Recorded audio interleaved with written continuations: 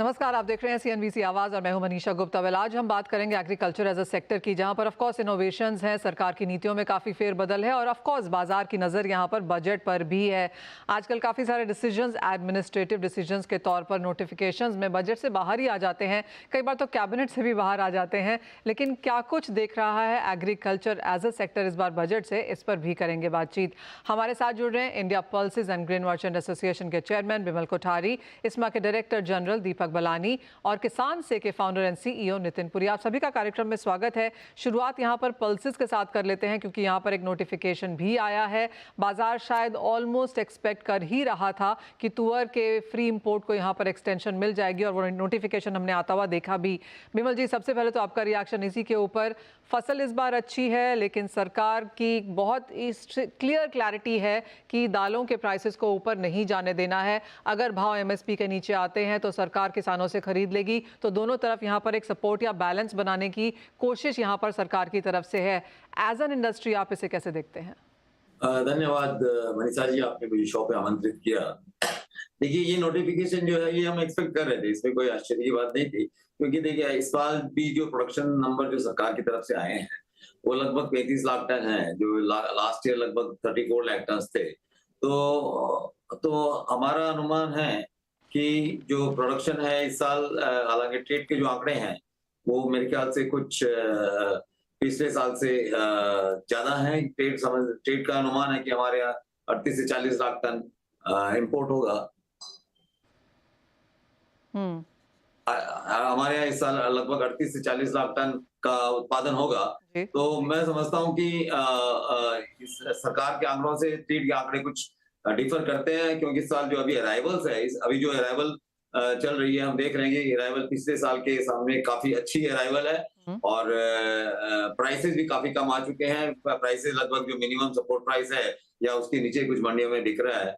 तो लेकिन सरकार ने ये एहतियात के तौर पर ये कदम उठाया है कि अगर जो उत्पादन जो है अगर 33 लाख टन या थोड़ा उससे ज्यादा रहा, क्योंकि जो हमारा कंजम्पशन है वो लगभग 45 लाख, हमारा अनुमान है कि हमारा कंजम्पशन 45 लाख टन है, तो उसके सामने प्रोडक्शन कम है और इसकी जो डिमांड है वो मार्च महीने से काफी धीरे धीरे बढ़ती जाएगी। तो मैं समझता हूँ कि ये कदम जो है वो सही कदम है। इसमें सरकार ने अभी से एक लॉन्ग टर्म साल भर के लिए कदम उठाया है। और देखिए, इंपोर्ट भी आप जानते हैं कि जो तुअर है हमें ज्यादा से ज्यादा ये म्यांमार से आती है, जो लगभग 3-3.5 लाख टन इस साल भी हम अनुमान करते हैं। वहाँ थोड़ा इस साल प्रोडक्शन ज्यादा है, तो हमारा अनुमान है कि वहां से 3.5 से 4 लाख टन आएगा। अफ्रीकन जो तुअर है वो अगस्त महीने में आती है, तो उसमें अभी देरी है। तो मैं क्या समझता हूँ कि ये जो कदम है वो सही है, और ऐसा ही कदम हम उड़द में भी एक्सपेक्ट कर रहे हैं, क्योंकि नॉर्मली तुअर उड़द दोनों के नोटिफिकेशन साथ में आते हैं। उड़द में भी अगर हम देखें तो इस साल हमारा उत्पादन कम रहा है सरकार के आंकड़ों के अनुसार, इनफैक्ट पिछले साल से भी कम रहा है। तो मैं समझता हूँ कि उड़द में भी ऐसा एक नोटिफिकेशन एक्सपेक्ट कर रहे हैं, जो भी शायद साल भर के लिए होना चाहिए। लेकिन मैं आपके माध्यम से सरकार को अपील करना चाहता हूँ कि जो येलो पीच का जो इम्पोर्ट जो हर 2 महीने 3 महीने में एक्सटेंड हो रहा है, उसको सरकार को बिल्कुल बंद करना चाहिए। उसकी अब जरूरत नहीं है। उसकी वजह से हमारे यहाँ अब इम्पोर्ट, ये येलो पीच का इम्पोर्ट नहीं हो रहा है, बल्कि डंपिंग हो रही है। बड़ी मात्रा में येलो पीच आ रहा है, और येलो पीच जो है जिसके जो हमारा जो कॉस्ट है वो लगभग 32-33 रुपीज है। आज यहाँ पे पोर्ट्स पे 32 रुपीज में येलो पीच बिक रहा है। तो इससे सारी दालों पे इसका इम्पैक्ट आ रहा है। ये सिर्फ चने को इम्पैक्ट नहीं कर रहा है, ये चने को इम्पैक्ट कर रहा है, तुअर को इम्पैक्ट कर रहा है, क्योंकि जो येलो पीच है वो 32 रुपीज है। इसकी जो दाल बनती है वो लगभग 40 रुपए दिखती है, तो जबकि दूसरी दालें जो है वो 100 रुपए के ऊपर है। तो इसलिए क्या है कि वो उससे ये प्राइस इतना इसका कम है, ये दूसरी दालों की डिमांड को भी कम कर रही है, और इससे जो भाव भी है उस पर काफी भी प्रेशर आ रहा है। इससे किसानों को बहुत बड़ा नुकसान हो सकता है। मैं समझता हूँ कि अगर ये तरीका रहा, हमने लगभग देखिए हमने 3 मिलियन टन 30 लाख टन हमने पिछले साल इंपोर्ट किया है। अब इसकी बिल्कुल जरूरत नहीं है। अगर इसी तरह अगर हम ये सस्ता इंपोर्ट करते रहेंगे, ये चीपर, क्योंकि हमारा सरकार का हमेशा कंटेंशन यही था। 2018 में जब येलो पीच का इंपोर्ट बंद किया गया था, तो सरकार का मेजर कंटेंशन यही था जो कि yellow cheaper import is hurting the Indian farmers. और लेकिन आज हम उसी पॉलिसी को कंट्राडिक्ट कर रहे हैं। देखिए, जब सरकार ने पिछले साल 2018 में बंद किया था, 2016-17 में हमारा प्रोडक्शन था अबाउट 16 मिलियन 17 मिलियन टन, जो बढ़कर 2022-23 में 27 मिलियन टन हो गया। तो ये सरकार को उस कदम को उठाने से सरकार को बहुत फायदा हुआ, हमारा प्रोडक्शन बढ़ा। देखिए 2030 तक हमें 40 मिलियन टन दालों की जरूरत पड़ेगी। पिछले साल हमारा जो प्रोडक्शन था घटकर 24 मिलियन टन हो गया क्योंकि एल नीनो का इम्पैक्ट था। इस साल हम उम्मीद करते हैं प्रोडक्शन कुछ बढ़ेगा, लेकिन ये इस तरह की अगर ये चीपर इंपोर्ट की पॉलिसी रही तो मैं नहीं समझता हूँ कि किसानों को इससे कोई उत्साहवर्धक उन्हें एक सोच मिलेगी। उन्हें वो ऐसा कोई कदम नहीं उठाएंगे कि दालों को उत्पादन करना चाहिए। इनफैक्ट अगर आप देखें इस साल ही जबकि हमारा मानसून बहुत अच्छा रहा है, हमने देखा है कि रबी क्रॉप में भी दालों से कुछ जो एरिया है वो मेज में और व्हीट में शिफ्ट हुआ है। आप देखेंगे ये जो चीपर इंपोर्ट है, अभी ये ऐसा कदम मैंने आज ऐसी सिचुएशन कभी नहीं देखी है कि व्हीट के प्राइस ज्यादा और दाल के प्राइस कम हो गए हैं। व्हीट बाजार में बिक रहा है 34 रुपए किलो में, जबकि येलो पीस बिक रहा है 32 रुपए किलो में। वो जो व्हीट जो 11% प्रोटीन है, जो कार्बोहाइड्रेट्स है, और जो येलो पीस जो एक अच्छी दाल है जो हमारे लिए बड़ी हेल्दी प्रोडक्ट है जिसमें 23% प्रोटीन है, वो सस्ता बिक रहा है। I think Vimal ji, the whole idea is to get protein के लोअर वर्ग के लिए सरकार वो लगातार यहाँ पर कहती भी रही है, लेकिन आपका पॉइंट वेल टेकन है कि डंपिंग नहीं होनी चाहिए। और जैसे आपने कहा तुअर एक्सपेक्टेड था, उड़द भी हम यहाँ पर आता हुआ देखेंगे, वो नोटिफिकेशन शायद एज ऑफ नाउ जिस तरह की सरकार की नीतियाँ रही हैं। विमल जी, आप एट ऑल यहाँ पर बजट एक्सपेक्टेशंस में यहाँ पर कुछ दालों के लिए सेगमेंट के लिए कुछ आता हुआ देखते हैं? क्योंकि सेल्फ सफिशिएंसी की बात सरकार ने की है, लेकिन हमने साथ ही साथ इंपोर्ट में एक्सटेंशंस भी आते हुए देखे हैं। तो बजट से कुछ एक्सपेक्टेशंस हैं इस बार दालों के सेक्टर को? देखिए बिल्कुल, देखिए सरकार आत्मनिर्भरता की बात कर रही है, और जैसा कि मैंने कहा कि हमारी जो रिक्वायरमेंट है 40 मिलियन टन 2030 तक होगी, तो हमें सरकार को एक बजट में एक ऐसा प्रावधान आना चाहिए कि हमारा जो प्रोडक्शन है वो बढ़े। हमें ये जो प्रेजेंट जो पॉलिसी है, जो नीजर पॉलिसी है, 2 महीने 3 महीने हम येलो पीस का एक्सटेंशन कर रहे हैं और सस्ता इंपोर्ट कर रहे हैं, इससे हमारे किसानों को बहुत नुकसान होगा। एक मैसेज जो जा रहा है बहुत खराब जा रहा है। अगर हमें आत्मनिर्भरता करनी, अगर हमें आत्मनिर्भरता की तरफ बढ़ना है, तो सरकार को एक बैलेंस पॉलिसी की जरूरत है, ताकि हमारे कंज्यूमर्स, हमारे जितने स्टेक होल्डर्स है, वो कंज्यूमर्स हो, वो किसान हो या ट्रेड हो या इवन गवर्नमेंट भी हो, सबका हित इसमें देख के एक लॉन्ग टर्म पॉलिसी लानी चाहिए। ये जो 2 महीने 3 महीने में एक नोटिफिकेशन जो इशू होते हैं, मैं आपको बताऊं जनवरी 2023 के बाद लगभग 15 से ज्यादा नोटिफिकेशन, मतलब आप देखिए 2 साल के अंदर में 15 नोटिफिकेशन दालों के सेक्टर में इशू हो चुके हैं। तो इस तरह की पॉलिसी से आप आत्मनिर्भरता की तरफ नहीं बढ़ सकते हैं। आत्मनिर्भरता की तरफ बढ़ने के लिए आपको एक लॉन्ग टर्म विजन होना होगा। सरकार को बजट में प्रावधान आने चाहिए कि किस तरह हम आत्मनिर्भरता की तरफ बढ़े, किसानों को उसमें किस तरह का उनको प्रोत्साहन मिले कि वो हमारे यहाँ ज्यादा से ज्यादा दालों का उत्पादन बढ़ाए। नहीं तो हमारी हालत वही होने वाली है जो तेल में हुई थी। 1995 में तेल का इंपोर्ट 5 लाख टन होता था, जो आज बढ़कर 160 लाख टन हो गया। तो क्योंकि वही सस्ता तेल हम लाने के चक्कर में हम तेलों का इंपोर्ट बढ़ाते रहे, और हम तेल आत्मनिर्भरता की जगह हम तेल के इंपोर्ट पे निर्भर हो गए। तो मैं नहीं समझना चाहता हूँ कि सरकार इस पे ध्यान देवे और हम ऐसी स्थिति में फिर से न आए, और जो दालें हैं वो तेल की तरह उसकी स्थिति न बने। तो एक ऐसा प्रावधान लाए, इस पे लॉन्ग टर्म पॉलिसी इस पे लाए कि जो इंपोर्ट भी है, जो हमारी जरूरत है, वो भी टाइम टू टाइम होता रहे। उस पे हमने सरकार को प्रेजेंटेशन भी दिया आईपीजे ने, और हम सरकार में इसे मिलकर काम भी करना चाहते हैं, क्योंकि देखिए हमारे लिए इस जो दालें हैं वो एक स्टेपल फूड है और हमें इसकी जरूरत है, और हमारी रिक्वायरमेंट बढ़ती जा रही है। हम दुनिया की 3rd लार्जेस्ट इकोनॉमी बहुत जल्दी बनने वाले हैं। 2027 में ऐसा अनुमान है कि India will be the 3rd largest economy in the world. हमारी जो परचेजिंग जो पैरिटी है, जो हमारे प्राइस कैपेसिटी है, वो बढ़ती जा रही है हमारे कंज्यूमर्स की।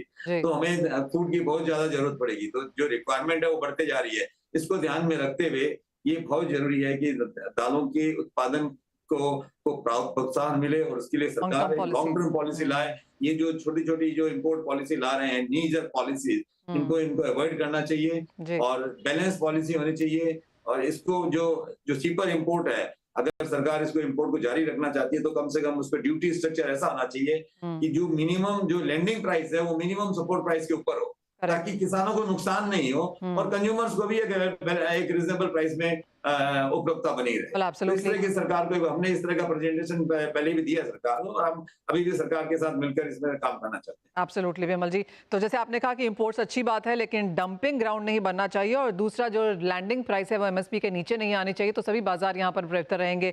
विमल जी, एज ऑलवेज बहुत शुक्रिया साथ जुड़ने के लिए, ऑफकोर्स इंपोर्ट्स पे बात करने के लिए, और बजट से क्या एक्सपेक्टेशंस हैं उस पर भी हमारे साथ चर्चा करने के लिए। वेल, ये दालों की बात है जहाँ पर ऑफकोर्स पिछला साल वॉलेटाइल था, भावों में बहुत ज़्यादा तेज़ी थी, और इस साल हमने भावों में गिरावट के साथ 2025 शुरू होता हुआ देखा है। बजट इसलिए काफ़ी इंपॉर्टेंट रहेगा देखने के लिए कि अब सरकार की नीति इसके ऊपर क्या बन के आती है, और जैसे विमल जी कह रहे थे, long term vision, long term policies की यहाँ पर जरूरत है। वेल, आगे बढ़ेंगे और बात अब यहाँ पर किसान से के founder and CEO Nitin Puri से करेंगे। नितिन जी नमस्कार। आपने दालों का हाल तो यहाँ पर सुना ही, लेकिन ओवरऑल एग्रीकल्चर की जहाँ तक बात है और जिस तरह का काम आप करते हैं, जहाँ पर आप डायरेक्टली किसानों के साथ काम करते हैं, यहाँ पर क्या एक्सपेक्टेशन है इस बार बजट से, क्या कुछ चैलेंजेस हैं? पहले तो यही जानना चाहेंगे कि किसान से ने पिछले एक साल में यहाँ पर क्या कुछ किया। जी, बिल्कुल। बहुत-बहुत शुक्रिया मनीषा, और मुझे बहुत खुशी है कि किसान से ने जब जन्म लिया था तब आपने ही पहला इंटरव्यू किया था। So here we are 1 year later, thank you so much. किसान से का basic concept is to enable empower farmer producer companies. बहुत सारे किसान संघ हैं, एफपीओ हैं, एफपीसी हैं हिंदुस्तान में, जिनके पास इंफ्रास्ट्रक्चर होता है, कैपेबिलिटी होती है, लेकिन उनको मार्केट एक्सेस नहीं मिलता है। तो ऐसे एफपीसीज़ को, एफपीओज़ को हम बाज़ार तक लेके जाते हैं। कोऑपरेटिव्स हैं, सेल्फ हेल्प ग्रुप हैं, एफपीओ हैं, एफपीसी हैं। और बजट में क्या देखा गया है पिछले कुछ सालों में, पिछले 2-3 साल से खास करके एफपीसी क्रिएशन के ऊपर बहुत जोर दिया गया। तो लगभग 20,000 फार्मर प्रोड्यूसर कंपनीज आज की तारीख में हिंदुस्तान में है, तो ये बहुत ही सराहनीय है। और बहुत सारी जगहों पे ये भी देखा गया है कि इन एफपीसीज को एनेबल करने के लिए इक्विटी सपोर्ट देने के अलावा इंफ्रास्ट्रक्चर के ऊपर भी काफ़ी एम्फेसिस दिया गया। लेकिन इंफ्रास्ट्रक्चर जिस तरह से बनना चाहिए, जिस स्पीड से बनना चाहिए, वो अलग-अलग कारणों से नहीं हो पाया है। तो एक बहुत बड़ी उम्मीद और एक बहुत बड़ी एक्सपेक्टेशन किसान से जैसी कंपनियों की, और किसान से जुड़े हुए किसानों से जो एक्सपेक्टेशन है उनकी ये है कि रूरल इंफ्रास्ट्रक्चर पे जोर दिया जाए। बिकॉज एक farmer producer company, cooperative SHG सिर्फ बनाने से कुछ नहीं होता है, क्योंकि वो एक पेपर पे एक संस्था है। उसको capacity building, training, hand holding, food safety, production oriented technology, knowledge देने की जरूरत है, और साथ में इंफ्रास्ट्रक्चर पे खास जरूरत है। तो आप सोचिए कि अगर छोटे-छोटे फैक्ट्रीज, छोटे-छोटे यूनिट हिंदुस्तान भर में बन जाएँ, और सरकार की बहुत सारी अन्य योजनाएँ हैं, जैसे कि वन डिस्ट्रिक्ट वन प्रोडक्ट है, बहुत सारे सरकार के तंत्र हैं, और बहुत सारी मिनिस्ट्रीज़ हैं, और बहुत सारे डिपार्टमेंट्स हैं, जैसे कि नाबार्ड है, एसएफएसी है, मिनिस्ट्री ऑफ फूड प्रोसेसिंग है। तो ये सारी चीज़ें अगर कन्वर्ज हो जाती हैं, और हम बोलें कि मान लीजिए वन डिस्ट्रिक्ट वन प्रोडक्ट के अंदर हमने 700 के ऊपर प्रोडक्ट आइडेंटिफाई कर लिए, और हर जिले का, हर डिस्ट्रिक्ट का एक स्पेशल प्रोडक्ट आइडेंटिफाई कर लिया। अब उसको फार्मर्स की इनकम बढ़ाने के लिए, और वहाँ की प्रॉस्पेरिटी बढ़ाने के लिए, और कंज्यूमर तक एक अच्छा प्रोडक्ट पहुँचाने के लिए अगर पूरा एक बढ़िया इंफ्रास्ट्रक्चर सेटअप किया जाए, एक डिसेंट्रलाइज्ड सेटअप, जिसके through then products can move, farmers की इनकम बढ़ेगी। और जो हम ट्रू डेवलपमेंट बोलते हैं, एक डेवलपमेंट होता है कि आपने किसी को सो कॉल्ड डेवलपमेंट, जिसमें आप कोई सब्सिडी ग्रांट देते हैं, वो कंजम्पशन में चला जाता है, लेकिन वो सिर्फ टेम्पररी असर होता है। किसी भी तरह के इंसेंटिव का अगर एक एसेट क्रिएशन में इन्वेस्टमेंट किया जाए, और वो एसेट अगले 20 से 30 साल, एक जनरेशन तक on a virtual cycle basis उस किसान संघ को, उन फार्मर्स को इनकम देने के लिए मदद करे, तो इससे बड़ा डेवलपमेंट कुछ भी नहीं हो सकता है। So I think rural infrastructure should be the top priority in this budget. ये तो आपने किसान के तौर पर बात की, फार्मर प्रोड्यूसर ऑर्गेनाइजेशंस के लिहाज से, और वहाँ पर क्या कुछ देखने को मिलना चाहिए। लेकिन नितिन, अगर हम द काइंड ऑफ स्टार्टअप्स जैसे आपके हैं, जिस तरह का काम होता हुआ नज़र आ रहा है, जो काम आप यहाँ पर कर रहे हैं, फॉर योर स्टैचर, आप यहाँ पर बजट से क्या मानेंगे? क्या कुछ चैलेंजेस आपको यहाँ पर फेस करने पड़ रहे हैं? तो एज अ स्टार्टअप बहुत मुझे खुशी हुई है पिछले 1 साल में, जब से हम किसान से को भी आगे लेके गए हैं, कि सरकार की बहुत सारी योजनाएं हैं, सरकार की बहुत सारे इनिशिएटिव्स हैं, जिससे हमें बहुत फायदा मिला है। मिनिस्ट्री ऑफ कॉमर्स, डीपीआईपी की बहुत अच्छी योजनाएं हैं to support startups like us. Equity grant, अलग अलग तरह की योजनाएं हैं। वन डिस्ट्रिक्ट वन प्रोडक्ट योजना के अंदर बहुत सारे मार्केटिंग स्कीम्स हैं, जिसके अंदर हमारे जैसे स्टार्टअप्स को मौका मिला है हिंदुस्तान में और अंतर्राष्ट्रीय स्तर पे भी अपने प्रोडक्ट्स को लेके जाने का। स्टार्टअप्स को जैसे कहते हैं ना, सबसे बड़ी रिक्वायरमेंट स्टार्टअप की, नॉर्मली लोग कहते हैं कैपिटल होती है, बट मैं ये नहीं मानता हूँ। कैपिटल देने वाले बहुत लोग हैं, अच्छे बिजनेस मॉडल को फंड करने वाले, फाइनेंस करने वाले, इक्विटी डेट देने वाले बहुत लोग हैं। सरकार का रोल फंडिंग, फाइनेंसिंग में हमें रिस्ट्रिक्ट करने की जरूरत नहीं है। सरकार अगर एक एनेबलिंग एनवायरनमेंट क्रिएट कर सके, कनेक्टिंग द डॉट्स कर सके, और जितनी भी योजनाएं हैं उनको डॉवटेल कर सके ताकि ऑप्टिमली यूटिलाइज हो सरकार की सारी योजनाएं, सारा इन्वेस्टमेंट, सारा इंफ्रास्ट्रक्चर, ओके। उसके ऊपर पूरा जोर होना चाहिए, which is taking these initiatives like the ODOP programme to the next level. APEDA जैसी संस्था है, अपीडा का मैंडेट है to promote marketing of agricultural produce all over the world, लेकिन अभी भी हम देखते हैं, अब मान लीजिए हमारी 180 देशों के ऊपर हर देश में एक एम्बेसी है, तो क्या एक ऐसा कोई इनिशिएटिव फॉर एग्जांपल लिया जाए कि हर एम्बेसी में एक डिपार्टमेंट बनाया जाए जो इन 700 के ऊपर जो ओडीओपी प्रोडक्ट्स डेवलप कर रहे हैं हम बैकएंड से, वो इन एम्बेसीज के थ्रू एक स्पेशल अटैचे ऑफिसर के थ्रू उस देश में प्रमोट हो। तो सरकार के पास बैंडविड्थ है, इंफ्रास्ट्रक्चर है, पीपल है, को मोनेटाइज किया जा सकता है बहुत अच्छे से by using the professional skill expertise of the private sector. Capital देने वाले और लोग रेडी हैं, लेकिन सरकार की जो रीच है, सरकार का जो नेटवर्क है, सरकार की जो एबिलिटी है चीजों को एक अलग लेवल पे लेके जाने की, दैट इज अनपैरेलल्ड। उसको फोर फ्रंट पे रख के, उसको सेंटर में रखते हुए क्या क्या इनिशिएटिव सरकार ले सकती है टू प्रमोट। सरकार से ज्यादा बेहतर और बड़ी मार्केटिंग यहाँ पर कोई नहीं कर सकता, और ऑफ कोर्स सरकार के पास वेयरविडॉल भी है। नितिन, एक फाइनल सवाल आपसे, जब हमने शुरुआत की थी, जब आपने यहाँ पर शुरुआत की थी और हमने आपसे बात की थी, तो लिमिटेड कमोडिटीज आपके पास थी। एज ऑफ नाउ कितने किसानों के साथ आप जुड़े हुए हैं, कितने एफपीओज के साथ, और क्या कुछ प्रोडक्ट्स आपने ऐड किए हैं, और क्या प्लान है 2025 के लिए? जी, आज की तारीख में आपने सही कहा, जब हम मिले थे 1 साल पहले तो बहुत छोटे थे हम। आज हम लगभग 50,000 किसानों से जुड़े हुए हैं, लगभग 12 कैटेगरीज में हैं हम, dry fruits, pulses, spices, millets, ghee, dairy products, oil etcetera. And the whole endeavour is कि हम कंज्यूमर्स को एक अच्छा प्रोडक्ट दिलाएं, क्योंकि हिंदुस्तान की जो नेचुरल बायोडाइवर्सिटी वो बहुत वाइड है, और हमने देखा है कि जो एफएमसीजी ब्रांड्स टिपिकल होते हैं वो बड़ा एक नैरो व्यू लेते हैं, एक स्टैंडर्डाइज्ड प्रोडक्ट लेके आते हैं। आप चावल जैसी एक छोटी कमोडिटी देख लीजिए, जो ट्रेडिशनल इंडियन राइस वैरायटीज हैं, इतनी सारी राइस वैरायटीज हैं जो कि काफी टेस्टी हैं, हेल्दी हैं, ग्लाइसेमिक इंडेक्स कम है, प्रोटीन में ज्यादा है, but all these varieties have been forgotten, क्योंकि जो रिसर्च थी हमारी वो कुछ वैरायटीज तक सीमित रह गई, और 90% वैरायटीज जिनसे बायोडाइवर्सिटी और सस्टेनेबिलिटी बढ़ती है वो रह गई, जो हेल्थ के लिए भी अच्छी हैं, टेस्ट में भी अच्छी हैं। तो हम अब कोशिश कर रहे हैं कि इस तरह की राइस वैरायटीज को सामने लेके आया जाए फॉर एग्जाम्पल, और इस तरह से अलग अलग सेक्टर में आप देखेंगे बहुत सारे फॉरगॉटन वैरायटीज हैं। इनफैक्ट सरकार ने एक और इनिशिएटिव लेना चाहिए, which is also related to your past previous question, कि इन तरह की वैरायटीज को किस तरीके से फोरफ्रंट पे लाया जाए through more research and development on yield improvement, varietal improvement etcetera. तो ये सब तमाम चीजें करने के लिए बहुत सारा स्कोप है, और हमारा किसान से का ये ऑब्जेक्टिव है कि हिंदुस्तान में हर कंज्यूमर को एक हेल्दी टेस्टी प्रोडक्ट मिले, और हर फार्मर को एक अच्छी इनकम मिले, और हिंदुस्तान की जो बायोडाइवर्सिटी है उसमें जो वैरायटीज, जो प्रोडक्ट्स, जो क्रॉप्स लुप्त हो गए थे, एक्सटिंक्ट हो गए थे for various commercial and other reasons, उनको वापस फोरफ्रंट पे लाया जाए, देश में भी लाया जाए और दुनिया भर में भी लाया जाए। ऑलराइट, तो एक लंबी लिस्ट है यहाँ पर विजन्स की, बजट एक्सपेक्टेशंस की, और ऑन ग्राउंड किसानों के साथ कुछ किया जा सकता है। बहुत शुक्रिया नितिन हमारे साथ आज जुड़ने के लिए और उन सभी चीज़ों पे लाइट डालने के लिए। इसी के साथ एक ब्रेक का भी समय है। जब लौटेंगे तो हमारा फोकस होगा यहाँ पर शुगर एंड एथेनॉल। यहाँ पर स्ट्रॉन्ग नोटिफिकेशन आया है, आगे और भी चीज़ें आने की उम्मीद है, बजट से क्या एक्सपेक्टेशंस हैं, इन सब पर बात करेंगे इस्मा के डायरेक्टर जनरल दीपक बलानी से। एनबीसी आवाज़ पर समय देने के लिए सबसे पहले तो एक चीज़ जिसका यहाँ पर इस्मा लगातार सपोर्ट कर रही थी वो है एक्सपोर्ट्स खुलना, और 1 मिलियन टन बहुत ज़्यादा नंबर नहीं है, जो इनिशियल हम 2 मिलियन टन की बात कर रहे थे उससे कम है। आप क्या एक बैलेंसिंग एक्ट आप यहाँ पर बनता हुआ देखते हैं, एक तो नंबर के साथ, और दूसरा अब यहाँ पर जिस तरह से इस सीज़न में हमने प्राइसिंग होते हुए देखी है, अंतर्राष्ट्रीय बाज़ारों में हल्की सी गिरावट है, किस तरह का रियलाइजेशन देख रहे हैं हम इंडियन मार्केट्स में वीज़ा भी एक्सपोर्ट के थ्रू? नमस्कार मनीषा जी, सबसे पहले मैं सरकार का धन्यवाद करना चाहूँगा, और हम इस डिसीजन को वेलकम करते हैं। आई थिंक बिल्कुल सही समय पे, सही वक्त पे ये डिसीजन लिया गया है 10 लाख टन शुगर एक्सपोर्ट्स का, और इस्मा ने हमेशा कंसिस्टेंटली एक स्टैंड लिया हुआ था, क्योंकि हमारा ओपनिंग स्टॉक लगभग 80 लाख टन था, और जो शुगर सीजन है वो भी ठीक ठाक है, और डाइवर्जन जो एक लगभग 40 लाख टन पे फिक्स हो गया था।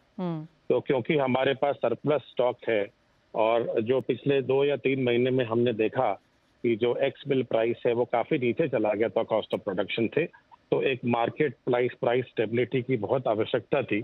तो मुझे लगता है सरकार ने बिल्कुल सही डिसीजन लिया है। हालांकि आपने सही बोला कि हमारा डिमांड लगभग 20 लाख टन था, बट आप याद करें पिछले महीने हमने सरकार से ये रिक्वेस्ट किया था कि लगभग 10 लाख टन आप जनवरी में दे दें, और 10 लाख टन एक बार क्रॉप का असेसमेंट करके भी बाद में दिया जा सकता है। तो मुझे लगता है इससे 2 या 3 चीजें इम्पैक्ट होंगी। सबसे बड़ी बात है कि जो लिक्विडिटी है मिल्स को वो आएगी, उससे जो केन पेमेंट है, केन एरियर्स जो काफी रिड्यूस होगा, तो इसमें डायरेक्टली किसानों को फायदा होगा और कहीं ना कहीं कैश फ्लो जो है रूरल इकोनॉमी में आएगा। तो ये बड़ा बड़ा फायदा होगा। लगभग 10 लाख टन से हम उम्मीद है लगभग 4 से 4.5 हजार करोड़ के फॉरेक्स अर्निंग होगी। और एक मार्केट स्टेबलाइजेशन, जो एक प्राइसेस पिछले कुछ महीने में काफी नीचे चले गए, तो लगभग आपको पता है महाराष्ट्र लगभग 32-32.5 पे चला गया था एक्सपोर्ट प्राइस, जो कि कॉस्ट ऑफ प्रोडक्शन से बहुत कम है।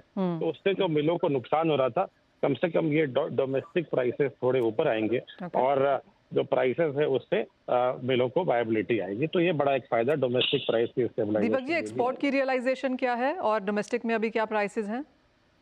डोमेस्टिक में लगभग आज के हिसाब से लगभग महाराष्ट्र 36 के ऊपर है और लगभग यूपी लगभग 39.5 के आसपास, 40 के आसपास है एक्समिल प्राइस।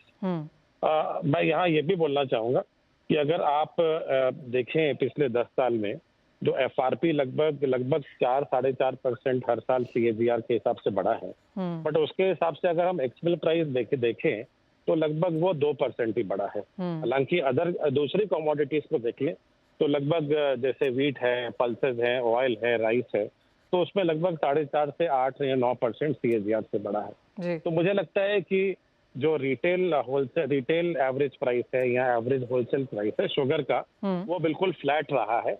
तो मुझे लगता है, और दूसरा ये भी एस्पेक्ट है कि लगभग जो 70% कंज्यूमर जो कंज्यूम करते हैं वो लगभग बल्क कंज्यूमर है, हाउस होल्ड से 30% है। तो I think x bill price को थोड़ा बढ़ने दिया जा सकता है ताकि ये वायबिलिटी हो, क्योंकि इनपुट कॉस्ट बढ़ रहा है मिल्स के लिए और किसानों को आगे भी केन पेमेंट होता रहे। Fair point. Just coming to that point again, Deepak ji, export realisation क्या है? अगर डोमेस्टिक में 36-39 चल रहा है तो एक्सपोर्ट में क्या आएगा? यहाँ पर लिक्विडिटी आएगी, वो तो है ही एक चीज, लेकिन एक्सपोर्ट रियलाइजेशन क्या है? देखिए, आज के हिसाब से क्योंकि आई थिंक ग्लोबल मार्केट इसको एक्सपेक्ट नहीं कर रहा था और हमारे देश में ये सरकार ने अलाउ किया है, तो मार्केट हमने देखा है कि पिछले कुछ दिनों में जब से ये खबर आई, ये मार्केट नीचे आया है। बट मुझे लगता है जो प्लांटेशन व्हाइट शुगर है उसकी वायबिलिटी आज आ रही है और स्पेसिफिकली महाराष्ट्र में और गुजरात और कर्नाटका में जो कि पोर्ट्स के पास हैं, तो low quality sugar I think उसकी पैरिटी है और हमें उम्मीद है कि वो एक्सपोर्ट होगा। दूसरा ये भी एस्पेक्ट है क्योंकि सरकार ने लगभग 30 सितंबर तक टाइम दिया है, तो 8 महीने का विंडो है। तो 8 महीने के विंडो में मिल डिसाइड कर सकते हैं जैसे वायबिलिटी आती है और या बेटर प्राइस रियलाइजेशन आती है, उसको एक्सपोर्ट उस हिसाब से कर सकते हैं। तो जी बिल्कुल, एब्सोल्युटली। तो दीपक जी, बातचीत हो रही थी तो ये माना जा रहा था कि हाँ ठीक है, शायद पहले हम एथेनॉल प्राइस रिवीजन आता हुआ देखेंगे, शुगर में एमएसपी और शुगर एक्सपोर्ट में से किसका नोटिफिकेशन पहले आएगा वो उसके बाद देखा जाएगा, लेकिन शुगर एक्सपोर्ट का नोटिफिकेशन पहले आया है और आपकी जो बाकी दोनों मांगे हैं वो अभी भी यहाँ पर ऐसे की वैसे ही हैं। जी बिल्कुल सही बात है। हमारे 3 मांगे थी, एमएसपी, एक्सपोर्ट और इथेनॉल रेट। हमें बहुत खुशी है कि एक्सपोर्ट की मांग हमारी पूरी हो गई है और जैसे मैंने बोला, हम इस डिसीजन का ये दर्शाता है कि हमारी कंट्री एक विजनरी लीडरशिप है, बड़ी स्ट्रैटेजिक और बैलेंस थिंकिंग है सरकार की। और अभी जैसा कि मैंने बोला, हमारा पहले भी स्टैंड रहा है कि एमएसपी जो है ये लॉन्ग टर्म सोल्यूशन है। एक्सपोर्ट से तो एक टेम्पररी इशू था वो रिजॉल्व हो जाएगा, but MSP is a long term solution कि जो लगभग 5 साल से एमएसपी रिवाइज नहीं हुआ है, जबकि एफआरपी रिवाइज होता जा रहा है। तो मुझे लगता है कहीं ना कहीं एमएसपी लाने की आवश्यकता है। तो सरकार बिल्कुल सेंसिटाइज्ड है इस पे। आई थिंक काफी डिस्कशन हो चुकी है इसके ऊपर। मुझे लगता है सरकार इस पे भी कुछ न कुछ जल्दी पॉजिटिव डिसीजन लेगी। दीपक जी, आप बजट से कुछ एक्सपेक्ट कर रहे हैं? आप बजट से एट ऑल कुछ एक्सपेक्ट कर रहे हैं कि आपको लगता है कि सारे के सारे एडमिनिस्ट्रेटिव डिसीजंस के तौर पर आएगा? नहीं, बजट से हमारी एक्सपेक्टेशन है। एक तो जो 2030 का जो रोड मैप बन रहा है उसमें जो हमारे एडिशनल कैपेसिटी इथेनॉल की चाहिए, तो उसमें लगभग हमारा अनुमान था कि लगभग 700-750 करोड़ लीटर का कैपेसिटी एडिशन करना होगा। अगर हमको E20 के बियॉन्ड चाहिए तो उसमें जैसे इंटरेस्ट सबवेंशन स्कीम है या कई ऐसी योजनाएं सरकार को लानी पड़ेगी ताकि इसके अंदर इन्वेस्टमेंट आए। दूसरा, फ्लेक्सी फ्यूल और हाइब्रिड फ्लेक्सी के ऊपर जो जीएसटी रेट की रैशनलाइजेशन है उसकी आवश्यकता है। E100 फ्यूल का डिफरेंशियल प्राइसिंग की आवश्यकता है। ग्रीन हाइड्रोजन मिशन जो है उसमें लगभग सपोर्ट फंड की आवश्यकता है, जो हमारे बगास से बन सकती है कुछ पायलट, और वैसे ही 2G इथेनॉल। तो ऐसे कई डेवलपमेंट R&D में या ऐसे नए प्रोजेक्ट्स में योजनाएं लाने की आवश्यकता है, क्योंकि यहाँ आगे से, क्योंकि हमको डीकार्बोनाइज करना है, 2070 तक हमारा नेट जीरो गोल है। तो आई थिंक इसमें कई सारे इनिशिएटिव लेने पड़ेंगे जो भी बजट से एड्रेस हो सकता है।